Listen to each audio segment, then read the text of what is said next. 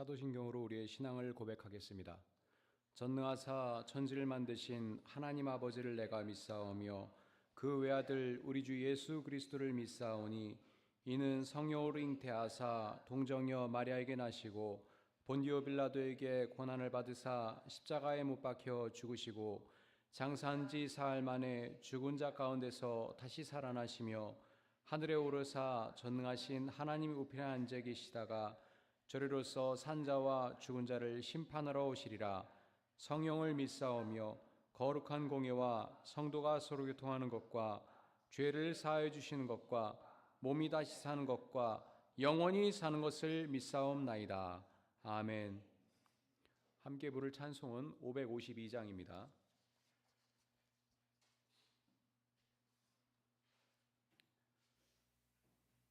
552장 아침 해가 돋을 때 함께 찬양 드리겠습니다.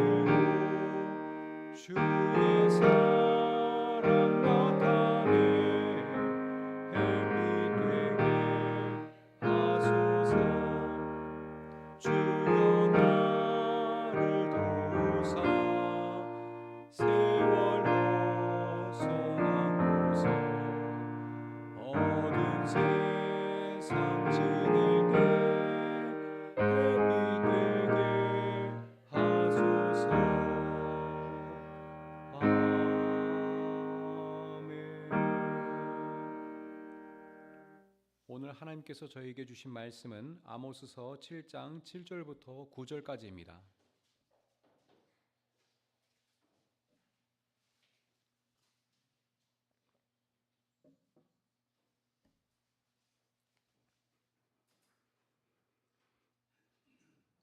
아모스서 7장 7절부터 9절까지 말씀 함께 읽겠습니다. 주님께서 나에게 다음과 같은 것을 보여주셨다. 다림줄을 들이오고 쌓은 성벽 곁에 주님께서 서 계시는데 손에 다림줄이 들려 있었다. 주님께서 나에게 아모스야 네가 무엇을 보느냐 하고 물으시기에 내가 대답하기를 다림줄입니다 하니 주님께서 선언하신다. 내가 나의 백성 이스라엘의 한가운데 다림줄을 들이워 놓겠다. 내가 이스라엘을 다시는 용서하지 않겠다. 이삭의 산당들은 황폐해지고 이스라엘의 성소들은 파괴될 것이다. 내가 칼을 들고 일어나서 여로보암의 나라를 치겠다. 아멘. 아모스는 남왕국 왕 우시아와 북왕국 이스라엘 왕 여로보암 2세가 통치하던 시대에 활동하던 예언자입니다. 그는 남왕국 출신이지만 북왕국의 수도인 사마리아를 향해서 하나님의 심판을 예고했습니다. 아모스가 활동하던 시기에 북왕국은 외형적으로는 황금기였으나 타락이 정점에 달했습니다. 당시 주변 강대국인 시리아가 약화되고 아시리아가 잠시 주춤한 사이에 북왕국의 여로보암 2세는 솔로몬 시절에 버금가는 영토를 회복했습니다. 열왕기하 14장 25절에 따르면 그는 이스라엘의 국경을 하맛 어기로부터 아라바 바다까지 회복하였습니다. 그렇게 교역로를 확보하면서 지배계층은 막대한 부를 축적하고 상하 침대에서 잠을 자고 여름과 겨울 별장을 지을 만큼 사치스러운 생활을 누렸습니다. 이 가운데 그들은 법을 악용해서 가난한 사람들의 토지를 빼앗고 신발 한 켤레 값에 사람을 노예로 팔아 넘겼습니다. 성문 앞 재판정에서는 뇌물이 판을 쳤고 억울한 약자들을 대변해줄 공정한 사법 시스템은 무너졌습니다. 그러면서도 베델과 길갈 등 성소에서는 제물과 성가대 찬양이 넘쳐났으므로 지배계층은 자신들이 종교적 의무를 다하고 있으니 안전하다고 착각했습니다. 아모스는 이러한 모순된 북왕국의 현실을 목격하고 곧 닥칠 심판과 아시리아에 의한 파멸을 예고했습니다. 특히 그는 형식적인 종교 행위, 곧 하나님의 정의를 실천하지 않으면서 행하는 화려한 제사와 찬양은 하나님께서 혐오하신다고 선언했습니다. 아모스서 5장 24절에서 그는 너희는 다만 공의가 물처럼 흐르게 하고 정의가 마르지 않는 강처럼 흐르게 하라고 선포하였습니다. 오늘 우리가 함께 살펴볼 7장부터 아모스는 하나님께서 그에게 보여주신 5가지 환상을 통해 북왕국 이스라엘의 파멸이 돌이킬 수 없는 단계에 이르렀다는 것을 밝힙니다. 7장 1절부터 3절에는 첫 번째 환상인 메뚜기 재앙에 관한 내용이 제시됩니다. 그것은 메뚜기 떼가 땅의 풀을 모두 먹어치우는 환상입니다. 농산물이 사라져버리는 환상이지요. 이를 본 아모스가 2절에서 주 하나님 용서하여 주십시오. 야곱이 어떻게 견뎌낼 수 있겠습니까? 그는 너무 어립니다 하고 간청하니 하나님께서 그것을 들어주시고 이것이 이루어지지 않게 하겠다 하고 말씀하십니다. 4절부터 6절에는 두 번째 환상인 가뭄에 관한 내용이 제시됩니다. 그것은 하나님께서 불러낸 불이 깊이 흐르는 지하수를 말리고 농경지를 불살라 버리겠다는 환상입니다. 이것은 생명의 근원을 차단하는 것이므로 첫 번째 재앙보다 더 끔찍한 것입니다. 아모스가 다시 한번 5절에서 주 하나님 그쳐주십시오. 야곱이 어떻게 견뎌낼 수 있겠습니까? 그는 너무 어립니다 하고 간청하니 하나님께서 그 뜻을 돌이키시고 이것도 이루어지지 않겠다 하고 말씀하십니다. 전능하신 하나님께서 심판하려던 계획을 아모스의 간청을 들으시고 철회하신 것입니다. 여기서 우리는 심판하는 하나님은 결코 잔인한 분이 아니라는 사실을 확인할 수 있습니다. 본래 하나님께서 심판을 예고하시는 까닭은 인간들이 회개하여 살 길을 찾게 하려는 것입니다. 심판하시는 하나님은 사랑하는 아버지이십니다. 그러므로 하나님은 인간이 제기하지 못할 정도의 가혹한 징벌을 내린 것을 원하지 않으십니다. 지금 하나님께서 인간인 예언자 아모스의 생각을 경청하시고 심판 계획을 수정하는 까닭이 바로 그 사실을 명확히 보여주고 있습니다. 그런데 7절부터 9절에는 세 번째 환상에 관한 내용이 제시됩니다. 그것은 하나님께서 다림줄을 이스라엘 가운데 던지시는 환상입니다. 다림줄이란 어떤 물체가 수직으로 세워져 있는지를 헤아려 보기 위해 쓰는 줄입니다. 이 다림줄로 이스라엘의 죄악을 측정하신 하나님께서 이스라엘이 기준치를 크게 벗어났다는 것을 확인하시고 내가 이스라엘을 다시는 용서하지 않겠다 하고 말씀하십니다. 그들에 대한 심판을 최종적으로 확정하신 것입니다. 그리고 9절에서 하나님은 구체적인 심판의 내용을 말씀하십니다. 이삭의 산당들은 황폐해지고 이스라엘의 성소들은 파괴될 것이다. 내가 칼을 들고 일어나서 여로보암의 나라를 치겠다. 이번에는 아모스도 하나님께 차마 그 뜻을 돌이켜달라고 간청하지 못합니다. 왜냐하면 하나님의 심판은 감정적인 분노에서 비롯된 것이 아니라 율법과 공의라는 명확한 기준, 곧 다림줄에 따라 엄격하게 진행되는 것이기 때문입니다. 사실상 심판은 하나님의 맹목적인 분노 때문에 발생한 것이 아니라 인간이 범한 범죄의 결과로 인해 발생하는 것입니다. 만일 어떤 건물이 다시 수리하여 사용할 수 없을 만큼 붕괴되고 있다면 그 건물을 헐어버릴 수밖에 없을 것입니다.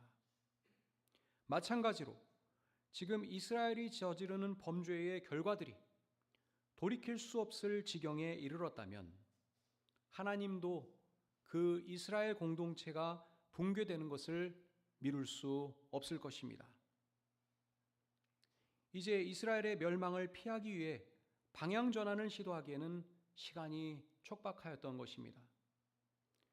아모스가 하나님께서 보여주신 환상을 이스라엘에게 전하자 북왕국의 관제성소인 베델의 제사장 아마샤가 크게 반발하였습니다. 그는 왕에게 아모스를 반역자로 고발합니다. 그리고 아마샤는 아모스에게 12절에서 유다 땅으로 도망쳐서 거기에서나 예언을 하면서 밥벌이를 하라고 모욕을 주며 퇴출을 명합니다. 그러자 아모스는 14절 이하에서 자신이 밥벌이를 위해서 예언을 배운 직업 예언자가 아니라 집짐승을 먹이며 돌무화과를 가꾸는 평범한 농부였다고 밝힙니다. 이로써 그는 단지 하나님의 강권적인 부르심에 순종했을 뿐이라는 점을 강조합니다. 하나님의 말씀을 막으려 한 제사장 아마샤를 향해서도 아모스는 무서운 개인적인 심판, 곧 가족의 파멸과 이방 땅에서의 비참한 죽음을 선언합니다. 아모스 7장에 기록된 이 예언들은 선포된 지 불과 약 30여 년 만에 정확하게 성취되었습니다. 여로보암 2세의 북왕국은 최고의 황금기였으나 그가 죽자마자 왕가는 순식간에 파멸했습니다. 여로보암 2세를 이어 왕위에 오른 그의 아들 스가랴는 통치한 지 불과 6개월 만에 살룸이라는 인물에 의해서 공개적으로 피살당한 내용이 열왕기하 15장 10절에 기록되어 있습니다. 여로보암 2세의 가문의 통치는 허무하게 끝났고 이후 북왕국은 극심한 암살과 쿠데타의 소용돌이에 휘말렸습니다. 기원전 722년 당대 최강의 잔혹한 제국이었던 아시리아의 살마네셀 5세와 사르곤 2세가 북왕국의 수도 사마리아를 3년간 포위한 끝에 함락시켰습니다. 아시리아는 피정복 민족의 민족성을 말살하는 혼혈 정책을 썼기 때문에 북왕국 백성들은 아모스의 예언대로 고향에서 쫓겨나 아시리아 전역으로 강제 이주당했습니다. 이로써 북왕국은 역사 속에서 완전히 소멸되었고 아모스의 예언은 그대로 이루어졌습니다. 하나님의 다림줄, 곧 정의로우신 하나님의 기준에서 벗어난 국가와 종교는 아무리 겉보기에 화려할지라도 반드시 무너진다는 심판 예고가 실제로 역사 속에서 실현된 것입니다. 그런데 이 아모스 7장의 심판 예언은 단순히 기원전 8세기 북왕국을 향한 경고에 머물지 않습니다. 아모스가 본 다림줄 환상은 오늘날 우리 사회를 향해서도 매우 날카로운 경고와 교훈을 전해주고 있습니다. 먼저 하나님의 다림줄이 주는 메시지는 우리에게 우리의 현실에 대하여 모든 일들이 잘 돌아가고 있다는 주관적인 잣대로 안심할 것이 아니라 하나님의 계명이라는 객관적인 기준을 잣대로 철저한 점검이 필요하다는 것을 가르쳐 줍니다. 하나님께서는 지배자들이 세운 화려한 업적들을 통해서 인간 사회를 평가하시는 분이 아니라 하나님 자신의 손에 들린 다림줄을 통해서, 즉 공의와 정의의 절대적 기준을 통하여 우리 사회의 건전성을 측정하는 분이십니다. 그러므로 우리는 스스로 의롭다고 여기는 주관적인 아니란 생각을 버리고 우리가 과연 하나님의 기준에 수직으로 바르게 서 있는지를 끊임없이 점검해야 합니다. 우리가 하나님의 기준에 수직으로 바로 선다는 것은 무엇을 뜻합니까? 하나님께서 원하시는 삶, 곧 이웃과 바른 관계를 맺으며 살아간다는 것을 의미합니다. 아모스서 전체를 관통하는 핵심 메시지는 하나님을 사랑하는 것은 이웃에게 정의를 실천하는 일을 통해서 증명된다는 것이기 때문입니다. 그러므로 하나님께 드리는 예배와 이웃과 바른 관계를 맺으며 살아가는 일상적인 삶이 일치되어야 하는 것입니다. 또한 오늘 우리가 함께 살펴본 말씀은 불의는 기도로 덮어지지 않는다는 것을 가르쳐 줍니다. 아모스 7장 앞부분에서 선지자의 간절한 기도로 2차례나 재앙이 유예되었습니다. 그러나 이스라엘이 하나님께서 요구하시는 사회 정의를 실현하기 위해 노력하지 않자 마침내 세 번째 환상에서는 심판이 확정되었습니다. 이는 진정한 회개와 행동의 변화 없이는 기도만으로는 결코 하나님의 심판을 피할 수 없다는 사실이 드러납니다.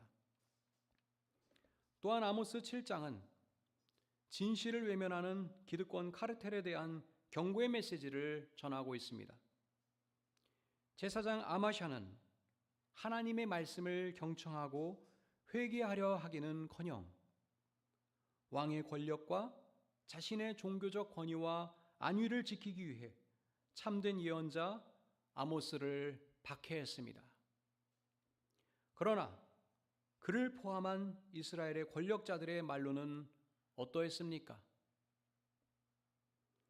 이는 오늘날에도 자신들의 권력과 특권을 유지하기 위해서 약자들의 울부짖음을 외면하고 쓴소리를 하는 내부 고발자나 예언자의 비판을 억압하는 공동체는 결국 비참한 파멸을 맞게 된다는 점을 강력히 경고합니다. 마지막으로 아모스는 신학 교육을 받지 않은 평범한 농부였습니다. 그러나 사회의 불의를 보고 하나님의 마음에 공명하여 분연히 일어섰습니다. 이는 평범한 시민이자 신앙인들이 사회의 침묵을 깨고 정의와 공의를 외치는 주체가 되어야 한다는 시대적 소명을 일깨워 줍니다. 아모스는 외형적 풍요와 종교적 형식주의에 가려진 우리 내면의 탐욕을 직시하고 지금이라도 삶의 현장에서 하나님의 정의를 실천하는 것만이 파국을 막는 유일한 길이라고 목소리를 높이고 있습니다. 우리도 종교적 의무를 다했다고 만족할 것이 아니라 평일의 삶 가운데 정직하고 성실하게 살아가고 있는지를 늘 점검해야 하겠습니다. 하나님의 심판 유예 시간은 영원하지 않다는 것을 기억하며 오늘도 하나님께서 보시기에 바른 모습으로 살아가기를 기대합니다. 오늘도 하나님의 자녀로서 일상에서 바르고 참된 모습을 살아가는 여러분들을 통하여 이 사회가 희망을 느끼고 하나님께 큰 기쁨을 올려드릴 수 있게 되기를 간절히 소망합니다. 기도하겠습니다. 하나님, 아모스를 통하여 들려주신 경고와 심판의 말씀을 저희가 경청하게 하옵소서. 예배만 드리는 것이 아니라 이웃을 향하여 사랑과 정의를 실천하며 살아가고 있는지 늘 점검하게 하옵소서. 그리하여 하나님께 드리는 저희의 예배와 저희의 일상적인 삶이 하나님께 대한 순종에서 일치하게 하옵소서. 오늘도 하나님께서 사랑하시는 교우들의 삶 가운데 하나님께서 늘 동행하여 주시고 이들의 건강과 안전을 지켜줄 것을 믿으며 모든 말씀 예수 그리스도의 이름으로 기도합나이다. 아멘. 하늘에 계신 우리 아버지여, 이름이 거룩히 여김을 받으시오며 나라의 임하옵시며 뜻이 하늘에서 이룬 것 같이 땅에서도 이루어지이다. 오늘날 우리에게 일용할 양식을 주옵시고 우리가 우리에게 죄 지은 자를 사하여 준 것 같이 우리 죄를 사하여 주옵시고 우리를 시험에 들게 하지 마옵시고 다만 악에서 구하옵소서. 대개의 나라와 권세와 영광이 아버지께 영원히 있사옵나이다. 아멘.